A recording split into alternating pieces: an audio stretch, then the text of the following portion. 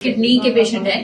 Kidney के साथ साथ इनका फैटी लिवर भी था और लिवर ग्रेड 2 फैटी लिवर था और लिवर का साइज बड़ा हुआ था।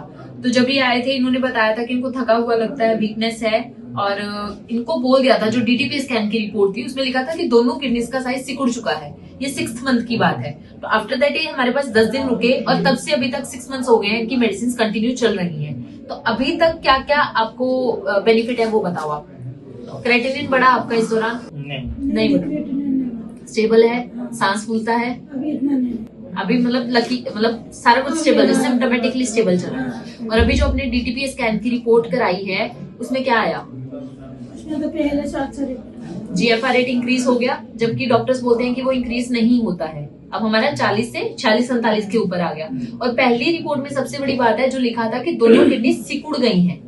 तो अब की वाली रिपोर्ट में तो लिखा हुआ है ही नहीं है कि सिकुड़ी हुई है। अब की वाली में सिर्फ ये लिखा है कि उसका जो फंक्शनिंग है वो ऑब्स्ट्रक्टेड है, बट कहीं ये नहीं लिखा हुआ कि वो सिकुड़ गया है। राइट? हाँ। ये इनके हस्बैंड है जो इनको लेके आए थे। आप बताओ आपका क्या एक्सपीरियंस रहा? पहले जब यहाँ आए थे ना, हाँ। तो इसको क्या होता था कि थकान होना, जैसे हम जीने में जाते थे ऊपर घर को, सांस फूलता था। सांस फूलना, थकना। अभी इतना नहीं होता। पहले इसका क्या होता था कि कभी पीछे पीठ में दर्द होना, हाँ। हाथ पैर दर्द होना, तो कभी हमें ऐसा लगता था कि हम खुद मालिश कर रहे हैं इसका, तो अभी वो जरूरत नहीं पड़ती। और पहले इनका जो क्रिएटाइन था वो बड़ा हुआ था, 2.6 था, अब आके 2.2 हो रखा है। स्टेबल चल रहा है, स्टेबल बड़ा चल नहीं रहा है है। और बढ़िया चल रहा है। और जीएफआर रेट हमारा इंक्रीज कर गया है। इंक्रीज हो रखा है पहले से। एलोपैथिक हमने स्टार्टिंग से 1.5 साल लिया था। उसके बाद हम होम्योपैथी में गए थे, तो होम्योपैथी वाले ने भी यही बोला कि हमें कि जब भी जाते थे दवाई देते थे, वो कहते थे कि डायलिसिस तो नहीं करना पड़ रहा है, डायलिसिस नहीं करना पड़ रहा है। तो हमने सोचा कि ये तो सिर्फ डायलिसिस तक ही पहुंचाने वाली बात है, तो हमने सोचा कि हम आयुर्वेदिक में एक बार क्यों ना जाए, एक बार ट्राई करते हैं। जब यहाँ आके हमने देखा, सबसे सुना, पेशेंट से भी हमने एक दूसरे से बात किया, तो कईयों ने बोला कि ठीक होगा, पर डॉक्टर के साथ साथ हमें भी चलना पड़ेगा, तब हम ठीक होंगे। हाँ।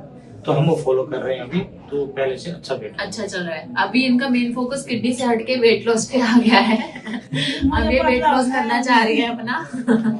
अभी किडनी ठीक है। तो मेरे को ऐसा ही बोलना है सबको कि किडनी एक ऐसा ऑर्गन है जो रिग्रो करता है, बट स्लो रिग्रोइंग ऑर्गन है। तो हमें पैनिक नहीं करना होता है। नो डाउट कई बार डायलिसिस की नीड भी पड़ती है, करवाते हैं डॉक्टर्स, बट आप अपनी डाइट अगर ठीक कर लेते हो और कुछ थेरेपीज एड ऑन कर लेते हो, पंचकर्मा की 15-21 दिन हमें दे देते हो, तो उससे बहुत सुधार हो जाता है और हम उसी किडनी को रिवाइव कर सकते हैं रेदर देन ट्रांसप्लांट कराना। Thank you. जीना सीखो हिम्स ने अब तक 1 लाख से अधिक मरीजों की किडनी डिजीज रिवर्सल में मदद की है।